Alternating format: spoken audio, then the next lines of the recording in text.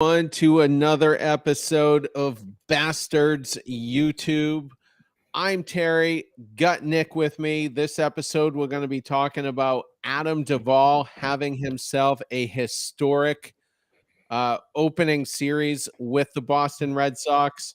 Just to put it all in perspective, he was 8 for 14, hit 2 doubles, 1 triple, 2 home runs, 8 runs batted in.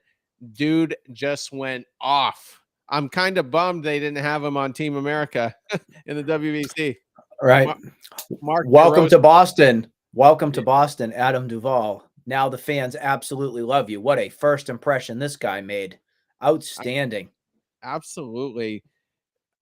Now, he had basically a breakout season, or shouldn't even be called a breakout season. He just had a monumental season relatively late in his career in 2021, 33 years old, 38 home runs between the Marlins and the Braves. He was traded midseason, led all of Major League Baseball with 113 ribbies. There was also projections, I don't know if it was Zips or someone else, projected he could hit as high as 45 home runs at Fenway Park, just based on his swing. He's kind of a pull hitter. You know, he's going to be going over the monster. He had a 3-run home run game in 2020 when the Braves came to town. Or was it the Marlins? I forget. But just absolutely crushed it in one game at Fenway. And when people say that it's a park that's tailor-made for him, I think we're finding out it's true. I don't know if you've listened or had listened to his press conference when he was signed. The reason why he wanted to come to Boston is because his swing is tailor-made for Fenway Park. That wall is going to get absolutely destroyed by doubles and shots that you just saw as of today and from Saturday's game. I love the way his swing plays, but I also like the fact that what you're seeing here is a healthy Adam Duvall.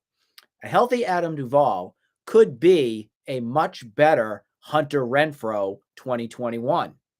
That's the comparison that I'm looking at here. And Hunter Renfroe never really was that center field type. I still think Duvall was better on one of the corners. I think you're going to be able to get away with it in center field with him if his bat's decent. But what a first impression here from him. What I like about it is you can see that he enjoys his teammates. He wants to thrive under the pressure and prove his worth. So congratulations. And let's hope that this continues because I'm a fan. I don't know if you are. I'm a fan. Get my Duvall shirt ready.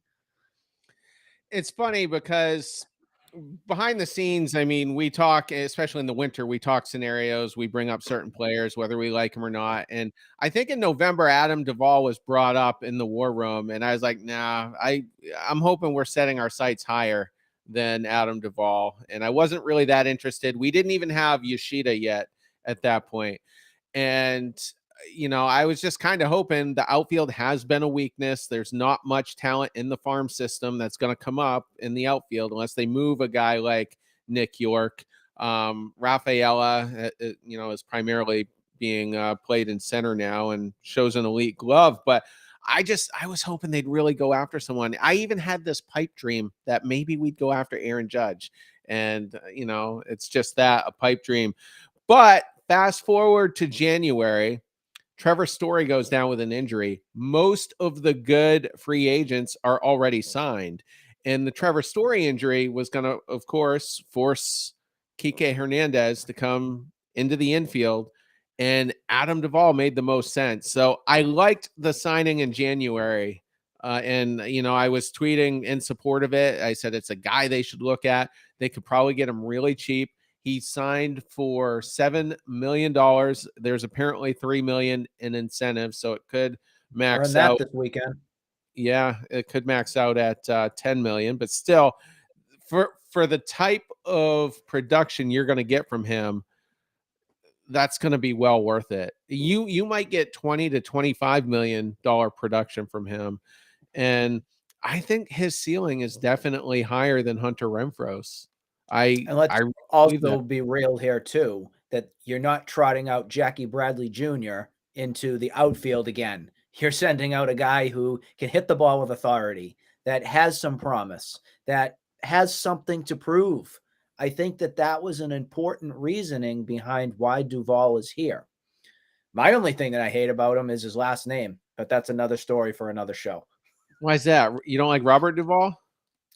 I'm not Robert Duvall. I've had a past, and we're just going to leave it at that. Oh, I see where we're going. I see where we're going. All right, we'll It's nice drop to that. be the boss, Terry. It's nice to We'll be the boss. I appreciate it. we'll drop that immediately. Also, just of note, Duvall is the first player in MLB, not just the Red Sox franchise, first MLB player since the RBI stat became official in 1920. So That's again, pretty impressive. first one since 1920 to have a double, a triple, a walk-off home run, and 5 runs batted in all in the same game. So no Pretty one's had impressive. themselves a day like that since before 1920. And this is I pulled this off of Twitter. I should probably give them a plug. Opta Stats. So at Opta Stats, and that's how historic Hunter Renfroe was. And that walk off, man. I mean, I think it was Yoshida was on base because the ball got dropped. We should have lost game 2. Ball gets Yeah, we should have. dropped. We get a second chance at life here. Duvall comes to the plate. Now, the interesting thing about that at bat was Duvall struck out to that same closer, Bautista, in game Game 1 on one. 3 straight pitches. 3 straight pitches he struck out, launches one out of the park. So just Heck of an absolutely, adjustment. Heck of yeah, an adjustment that was right there. The other absolutely. thing I was going to mention, Terry, with this is maybe luck is on the Red Sox side so far. 2022, not such a great year with luck. This season, with the drop pop up, look what it turns into. You get a win from it. You get a great outing from Hulk today as well, too. So all positives in my book currently right now. Well, I'm gonna have some takes on the main show tonight on Apple Podcasts and Spotify about Chris Sale. I'm still pretty pessimistic about that rotation, but Me too. it's the first series of the year, so I'll maybe they'll take 2 turn. out of 3. I wouldn't mind taking a pie to the face if Chris Sale throws a no hitter, in the next 5 starts. Probably another pipe dream, but yeah. So all right, we will probably wrap on that, but we'll be back as things develop. I promised everybody I was going to make YouTube a priority this year. I hope that I'm living up to that, and we're gonna keep the videos coming. I didn't mention in the intro, but as always, like and subscribe, comment down below. That's how we get bigger, and we appreciate it very much. Everyone,